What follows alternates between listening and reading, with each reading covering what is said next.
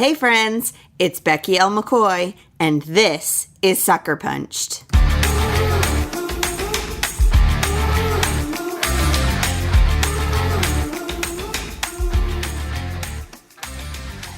Hey friends, welcome to episode 53 of Sucker Punched.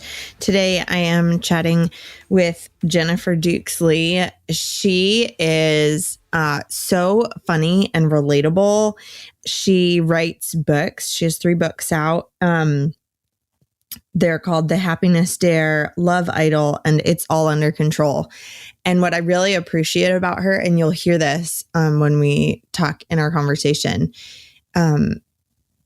she's just able to make all of these different topics, like we can really connect over things, and she's really good at describing things and making you feel seen and heard with her words. And so I'm really excited to share this conversation with you. I've been thinking a lot about disappointment as this series has been going on.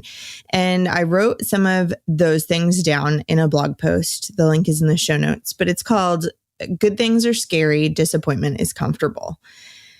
And basically, I realized how afraid I am of things going well because I have become so accustomed to disappointment that it's comfortable. Like being disappointed is a familiar feeling. And so I'd almost kind of rather stay in this perpetual state of just adjusting my expectations and being comfortable, being content with what life looks like right now, instead of taking risks and accepting the good things that come.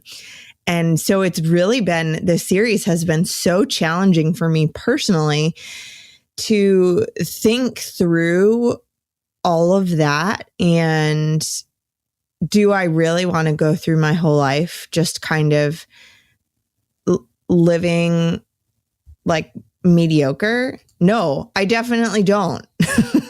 And so how can I put myself in a place to be willing to risk more disappointment and also risk good things happening? So basically, I took some of my fears and I'm learning how to reframe them. So one of the questions that my fear comes out of is, what if I'm not ready for this good thing? Like, what if I'm just not prepared yet? Well, you know what? So what? It can still be good, and I'm going to figure it out as I go along, and that's all okay. We don't have to have everything figured out ahead of time. And I will be the first one to tell you that I am so bad at like enjoying each step along the way as things unfold. And so I'm learning, but I don't have to have it all figured out before the scary good things happen. Another one of the kind of thoughts that goes through my mind is, what if I was wrong and I don't really want this anymore? What if that thing that I've been working towards and planning on that now has happened actually isn't as awesome as I thought it was going to be? Well, guess what? I can change my mind, right? You can like pivot and it's not necessarily easy and it might be painful, but it's always an option. And so I'm learning that I just need to make the best choices that I can in this moment and do the next right thing. As Emily P. Freeman says in her podcast, The Next Right Thing, which if you do not listen to Emily Freeman, her podcast is really encouraging. And it's one of those when I just am kind of feeling untethered in life, put it on. Her voice is soothing. The things that she has to say are so grounding and encouraging and wonderful. So I'll put the link to her show in the show notes too. And then the last question I find myself asking is, what if I'm disappointed again? What if I take this risk to pursue something or to make something happen and I'm just disappointed again? Well, I mean, I'm not a pessimist. I'm like halfway between a realist and an optimist, but life can just be disappointing. Like that's just that's just life. And it's okay, right? Just because you're disappointed doesn't mean you're devastated. And if you are feeling devastated with every disappointment, then that is a huge red flag to reevaluate what is going on. Because that's not, disappointment is okay and normal. Am I still scared of all the change that comes with dreams coming true and prayers being answered? Right? Because risk is scary, especially for those of us that like to know the plan. Will I let the fear of good things keep me from chasing my dreams? Nope. Never. And these are the things that I am learning from this series. I was inspired by Jonathan's book, Learning to Speak God from Scratch, and the conversation that we had around disappointment. But I wasn't really prepared for all the ways that I was going to begin to kind of do like the deep soul searching work of figuring out what I think about disappointment and what it really is in the different moments when disappointment has shown up in my life. So I'm really excited about today's conversation with Jennifer Dukesley. We just talked about how disappointment isn't always something like really big and life-shattering that happens. Sometimes some of the hardest disappointments to deal with are smaller things that have, I don't want to say inconsequential, because even small hard things are still hard things, but that it's still okay to be disappointed by little things, right? We spend a lot of time comparing our hard things. I hear all the time, like, I'm having a really rough week, but I don't want to tell you about it because it's not as hard as like losing your husband. I'm like, okay, well, you're having a hard week, so tell me about it. It's okay for us to have different hard things. It's okay for us to have different disappointments. Like the point is, the important thing is that we talk to each other about it. And that is one of the things that I enjoy most about hosting this podcast, is just getting to have these conversations and hearing from you about the conversations that you're having because of the conversations that I'm having, right? We could get real meta on that. So I just hope that you will be encouraged to evaluate what you think about disappointment, what disappointments you've experienced, and maybe start talking to the people in your life about it more. Because I promise you that they have experienced disappointment too. Before I share my conversation with Jennifer with you, I just wanted to thank the sponsors of this episode. If you really want to live bravely and confidently, especially when life is hard, I would love to have you join us in the Resiliency Coaching Program. Basically, all you have to do is come join a group of women with me, and we're going to just explore different hard things. And we're going to talk about them, and we're going to figure out how to deal with them. But it's not going to be like heavy. There's no homework, right? Like, this is just a safe place to figure stuff out and to start making little changes and little shifts in your life that end up preparing you for when the next really hard thing happens. Or maybe you're in a really hard thing right now and you need a group of people who are going to be there with you and help you through it and help you figure it out. Or maybe you just came out of a hard time and you want to do better next time. I remember it took me a really long time to figure out how to grieve the loss of my dad, and I handled it really poorly. But, once I really worked through it, I realized a lot of like, oh, here's what I want to do better next time. Because, right, I'm not going to go the whole rest of my life without ever losing anyone ever again. So here's my plan for the next time I'm in a season of grief or something is really hard. This is what I'm going to do.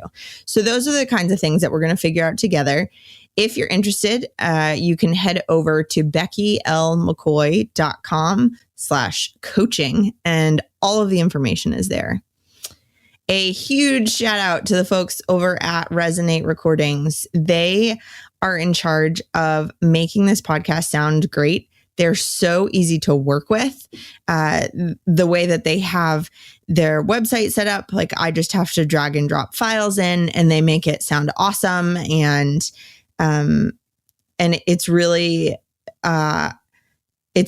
fun to know that the episodes that I'm putting out will always be great because the people at Resonate are great. So if you have a podcast or you're looking to start a podcast, definitely get in touch with them at resonaterecordings.com.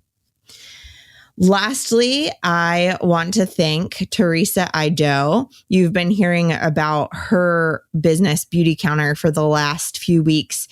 And she's just so passionate about helping women to feel beautiful and take care of their families. And if you're someone who finds it concerning, just so many of the different beauty products and things are just full of all sorts of random stuff, right? If you are sensitive to what ingredients you're using on yourself and for your family, definitely check out Beauty Counter.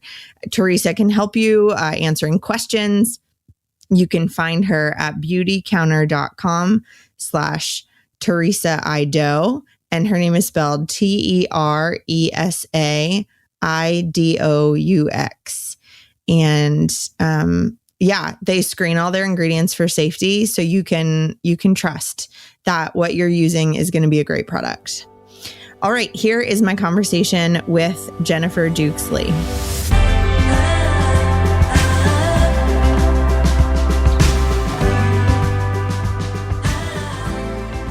I'm here today with Jennifer Dukes-Lee. And Jennifer, why don't you share with us a bit about a time when you were disappointed? Well, I've never been disappointed. Kidding. Who hasn't been, right? And of course, since I know you and since I love your podcast, I'm like, what story do you tell? Like, right? I mean, every day is a moment to just feel disappointment in life, right? Right. There are plenty of opportunities. Right. And sometimes it's like the call that comes from the doctor that says, I'm sorry to tell you, but the MRI showed blank. Right. Sometimes that disappointment is the way your little kids are behaving in Target and you're like trying to everything in all of your power to not just wring their little necks. Yeah. Sometimes that disappointment comes in your own self and you don't see until years later how what was a great disappointment to you was actually weirdly a gift. Yeah. And so I'm going to tell a story that's like, now it just like, I almost want to roll my eyes at myself over how disappointed I was, because hindsight just gives us this picture of like, oh, for heaven's sakes, Jennifer, look now. You're fine. Yeah. Right. And so a little backstory, I've always been the kind of a girl who kind of has everything all under control. I'm sort of, like the group leader in high school, and everybody wanted to be in my group because they knew that they would get the A and they wouldn't have to do any of the work, kind of a thing. And so I feel that. Super type A, super achievery kind of a person. And so I was that way in college too, like get the A, go for whatever I wanted with all of the gusto in the world and hopefully grab hold of it. And so I went through life that way, getting what I wanted, especially as it related to career and grades and that sort of thing. So I'm like 24 years old and I'm year 2 into my first job as a news reporter at the Omaha World-Herald in Omaha, Nebraska. And I'd been a cops reporter for about a year by then. And an opening came for a job that was sort of this coveted job as the columnist, an opinion columnist, and they would be featured a couple times a week. And so I applied for this, and you had to write 3 different articles to be considered for the job. And what I didn't know is that there was a very talented, funny, similarly aged woman who was also applying for the same job. And some of your listeners will probably know who she is when I say her name. Her name is Rainbow Rowell. And Rainbow is now a New York Times bestselling fiction author of books like Attachments, Eleanor and Park, Fangirl, Landline, lots of books. And so anyway, she's super funny, super creative. And she and I both went after this job, and she got it. And I didn't. And I can't tell you how deflated and disappointed I was in something that was so important to me. And at the time, it really sunk me. Like, I'm no good. I am not cut out for news. I'm not a great writer. All of those things that we do once we face disappointment in career or in, in our work or in our vocations. And somebody listening knows exactly what I'm talking about.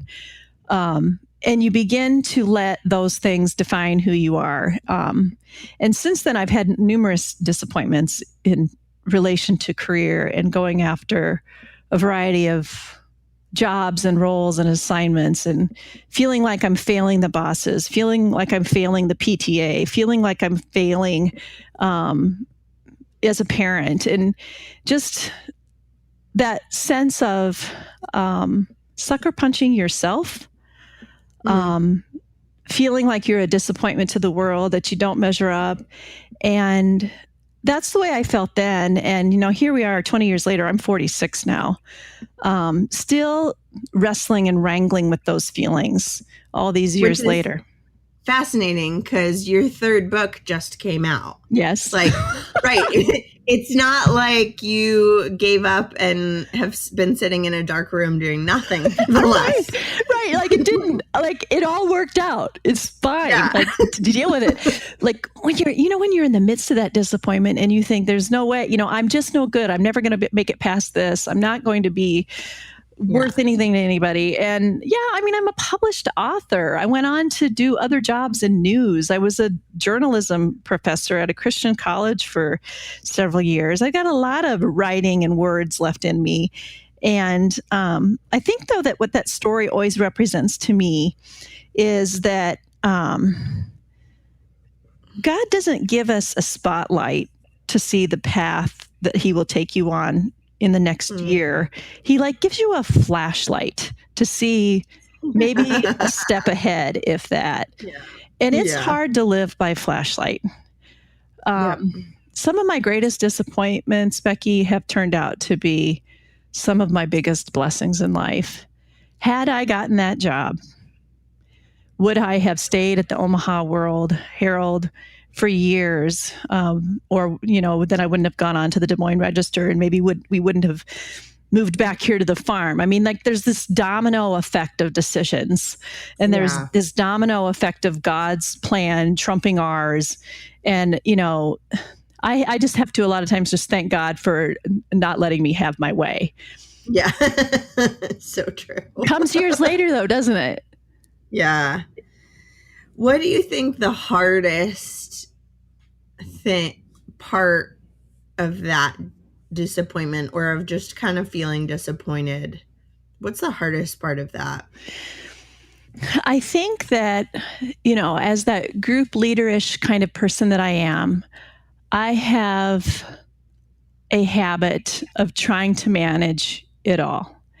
I have a habit of being tied to my own preferences, my own desires, and my own timeline. And often it's because I trust my own plans more than I trust God's plans for me. Like if I really open up my hands and stop clinging so tightly to my preferences, what will God make me hold on to instead? Mm-hmm. This really comes down to, do I trust God with the plans that he has for my life? And when I'm really honest with myself and with God, sometimes I don't, because I'm scared I won't like the outcomes. Maybe I'll be disappointed with what he does. And so I have a really hard time with being completely obedient to different things that God calls me to do, because if I don't take matters into my own hands, well, what's he going to do? And so I think in, I don't know if this is just the American way, maybe, or if it's like a human condition sort of a thing.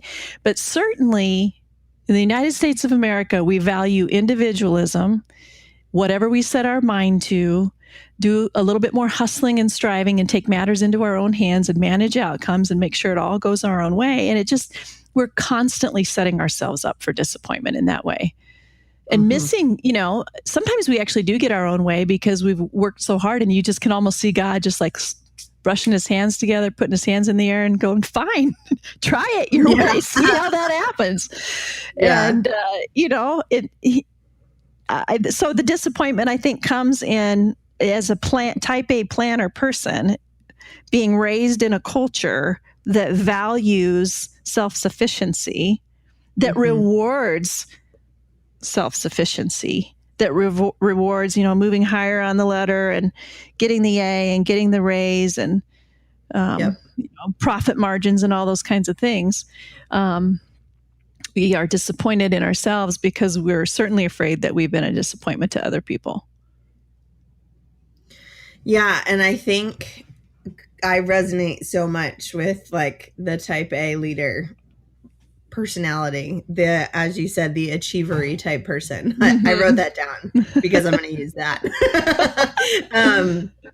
In that it's been only until recently that I've realized that like there's not just like one best thing for me. Right. Like there are so many wonderful opportunities and things that just because this one didn't work out doesn't mean, well, now everything's going to be terrible and I'm never going to feel fulfilled. Right? Like I don't know how I got so, what's the word I'm trying to think of? That it had to be this or nothing, instead of like being able to step back and see like, wow, there are all these different opportunities and they're all awesome. Yes, and girl. Like, yes, preach. Right? Yes. Yeah. I'm right there with you. I think you're right. Like, it's like, well, here you are. God's going to stand you in front of these doors and pick door number 1, door number 2, door number 3. And if you walk through the wrong door, that you're going to, forever be lost and, out of God's favor or something. But like, imagine you're standing at a crossroads and there's signs pointing in 2 or 3 or whatever direction. And you think you have to pick that one direction and walk that way forever. And it's not true. Committed for all of eternity. Right. Yeah. You don't have to pick that one road and walk that path for the rest of your life. Gospel living is not an either or question like that. It's coming back to that fork in the road every single day with every decision, every obligation, every relationship, and asking God to help you to choose. And knowing that even if you go down the road that like, I heard God wrong or whatever, he walks with you. He doesn't leave you there alone. Right. Because so a few years ago, I read the book Decision Making in the Will of God, and it goes into all of this. And I'll put a link in the show notes because it was a game changer for me. And recognizing that God's will is not one singular decision. God's will is like, is this decision going to cause you to sin? No? Great. Like, awesome. And you have 4, choices to choose between. You have like 4 different cities you could move to, and they're all great. Awesome.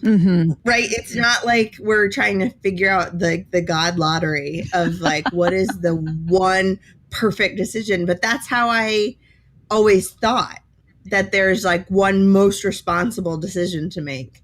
And God is so much more gracious than that. Thank goodness. Right. That's good. That's good. Yeah. Whew. So how do you feel like the disappointment of not getting the columnist job, do you feel like the disappointment resolved? I'm not sure if resolved is the right word, but like 20 years later, you're not like still disappointed. Right. You know, like that. Or maybe you are. I don't know. No. You know, I mean, like literally, Becky, that is such an anecdotal story of disappointment that represents so many other little disappointments along the way. I mean, I was over it in a week. And I think that's the thing with disappointments. It's like, you know, we think that what we don't get is the end of the world. Yeah. And we turn around to discover that we have that God has something else for us, and you know, and had that for Rainbow. You know, she's moved on to do great and marvelous and wonderful things. No, it was a 1 week disappointment that is purely anecdotal that I've experienced in a variety of different ways. You know, again, through career, through applying for different jobs and not getting them, through not getting the story and watching it be in the next morning's competing newspaper and feeling like I've disappointed the bosses, and feeling like I disappointed people when I stopped teaching vacation Bible school, and feeling like I've disappointed people when I didn't sign up for the committee and the PTA. I mean, you know, I've had a lot bigger disappointments in my life related to my, you know, my own health and my daughter's health and my parents, my aging parents' health. My dad's recently undergone an amputation in his leg. I mean, we faced a lot of trial and disappointment in this life, even and all of that. And they've been much bigger than not getting a job as a columnist at age 24. But what all those things say to me, and what all the accumulation of all those disappointments says to me, is that all these years later, God is still in it with me, and He's still walking with me through the doors that may or may not lead to yet another disappointment. So that's, I think, how we learn and grow in life, in understanding that when you're in the valley of disappointment, God is walking you out of it to the other side always. He doesn't leave you alone in the wilderness. He has better things for you than you could have ever planned for yourself. He uses those little disappointments in life, whether it be in career or parenting or what have you, in order to grow something new within you. And then so you can turn around and walk with others who have themselves been disappointed. You've gone through tremendous disappointment, Becky, and I have no doubt that because of that, you've been, you know, equipped to walk with people who've undergone similar kinds of disappointments. And it's a gift that you probably wouldn't have ever really wanted, but you continue to use that to minister to and encourage other people in their own walk. Yeah. Well, I always tell people, especially like being widowed, like that's not a club anybody signs up for. Right. Like nobody's like, ooh, let me go to the informational meeting for that one. But having, you know, experiencing deep disappointment, it allows you to connect with other people on a different level. And when we can share, you know, even if someone else hasn't lost their husband, that doesn't mean that we haven't experienced similar, a similar like loss, if that makes sense. Like you don't have to lose the same relationship to understand what it feels like to lose something really important to you. Right. Like you talked with me about common experiences and common, what was the other thing? Common emotions. Yeah. That like you could lose a home or a job, and I could lose a husband or a friend or have to move somewhere, and we could be feeling the exact same things, even if what we actually lost is different. And I think that's, you said this story of losing the job or not getting the job was like a small anecdotal disappointment looking back. But when you were 24, it was like, well, like, am I in the wrong career field? Right. Like, it makes you question absolutely everything. And we all know what that feels like, to have a disappointment or a series of disappointments that all kind of like add up together and make it feel like, well, what am I even doing anymore? Exactly. And so I think, for the listener on the other end of this conversation right now, I guess what I would say to her is, or him, what I would say to him or her is, if it matters to you, it matters to God. Like, yes, God is in the business of caring about all of the little things. I mean, just for instance, like he cared that there wasn't enough wine at the wedding of Cana. It's just the little stuff.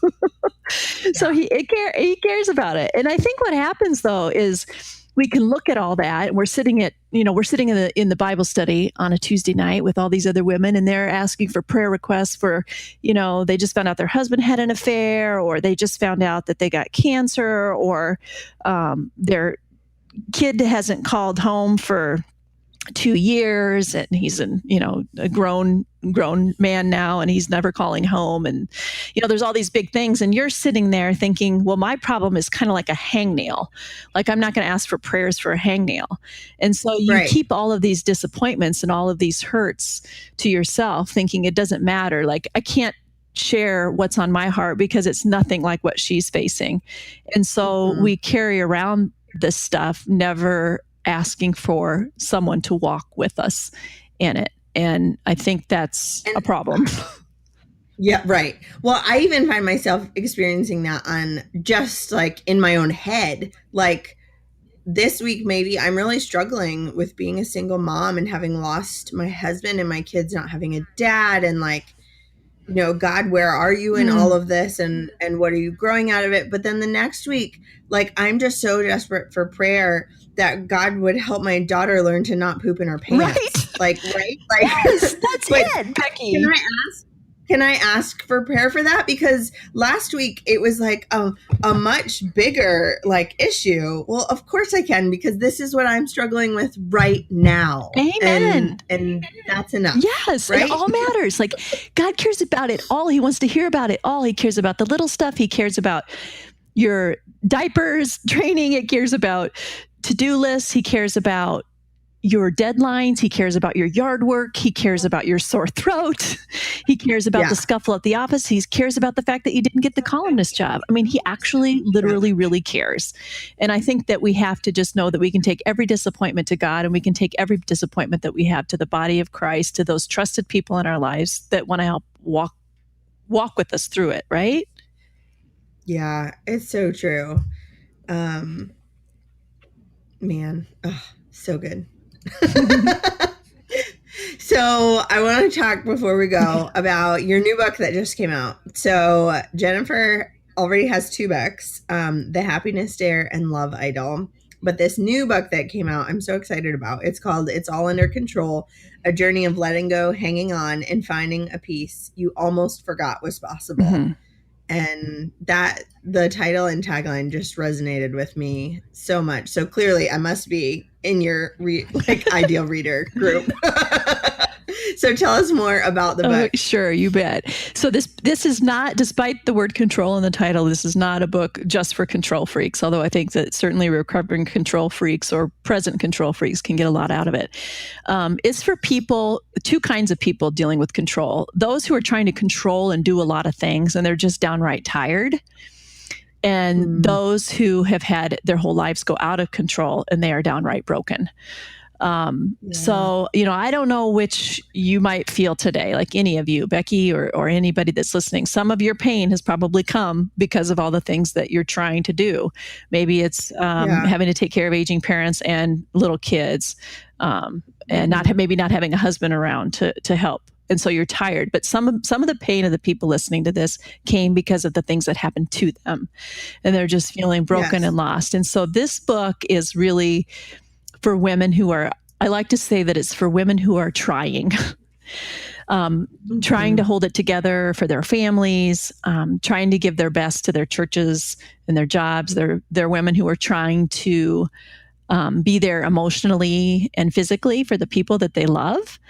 And just feeling like so many things are blindsiding them every day, those big and little disappointments, the little things like the weather or the delayed flight that can cause disappointment in life that's out of their control, that awful text message they got.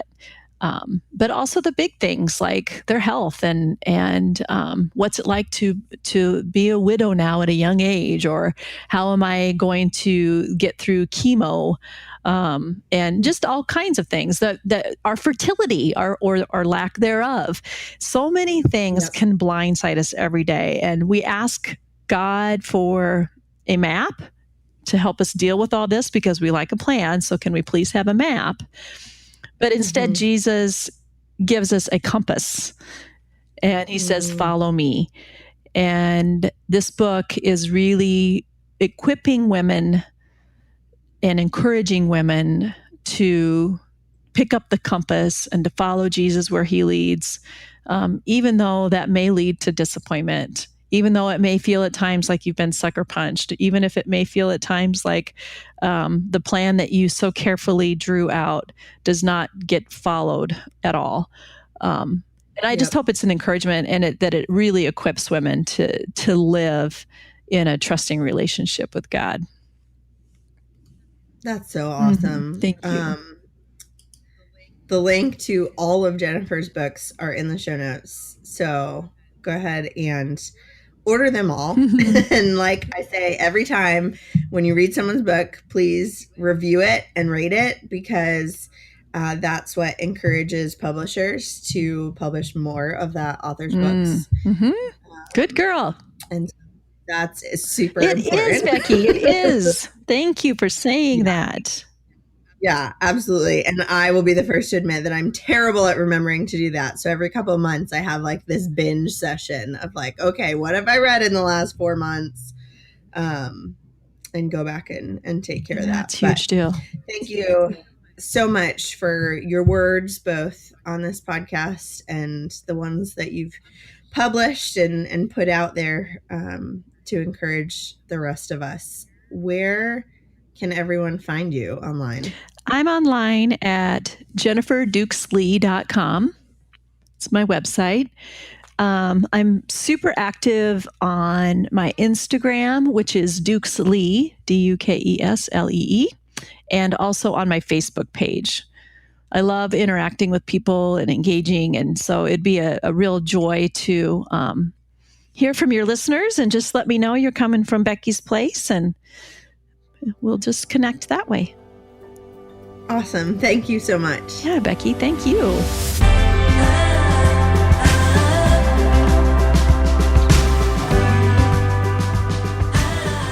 I really enjoyed chatting with Jennifer, and like she said, Rainbow Rowell, the woman who got the job, right, is this incredibly creative writer.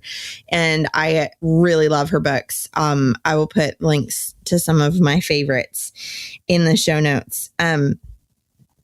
But I just love Jennifer's perspective in that now she looks back and like, wow, how different her life would have been if she'd gotten that job. But at the moment, it was really hard.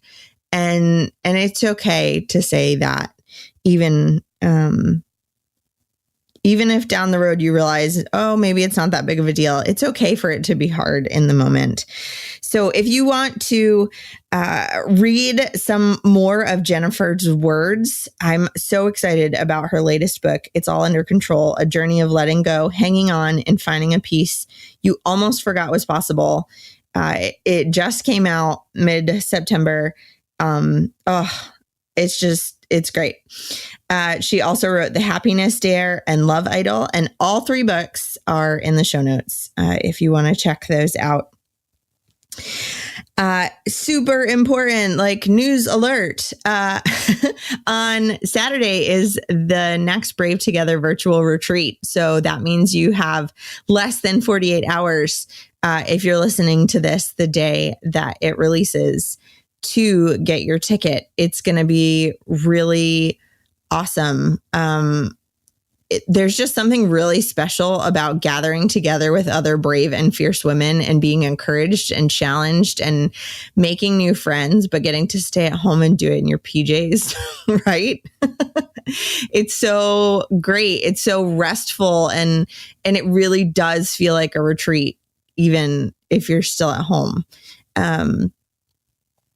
The one of the greatest things about it is that every ticket comes with the recording. So if you can only catch an hour or you can't come at all, you can watch the whole thing later. So this is really flexible to kind of fit in with what your day looks like. If you're listening to this episode after September 29th and the retreat has already passed, if you head over to beckylmccoy.com/shop, you can purchase the audio download of the retreat and you can still listen to everything. How awesome is that? Oh, yep. Gonna have to cut this part.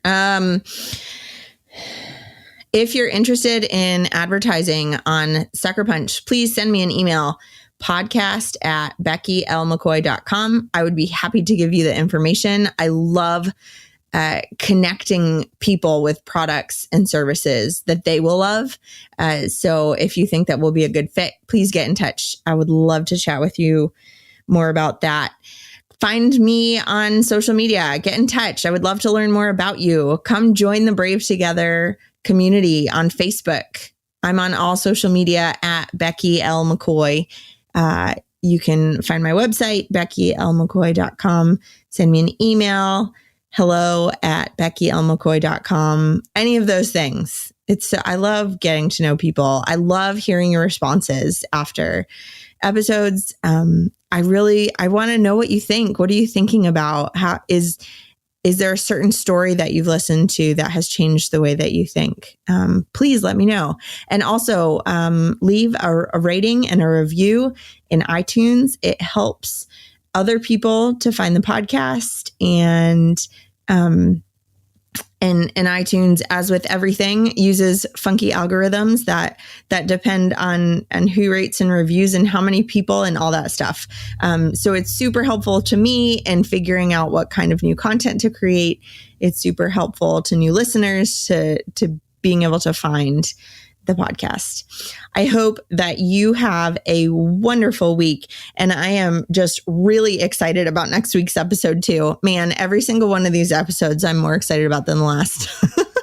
But I'm going to be talking with my friend Aaliyah just about the disappointment related to having chronic health issues and what that looks like for her. All right, friends, have a wonderful week.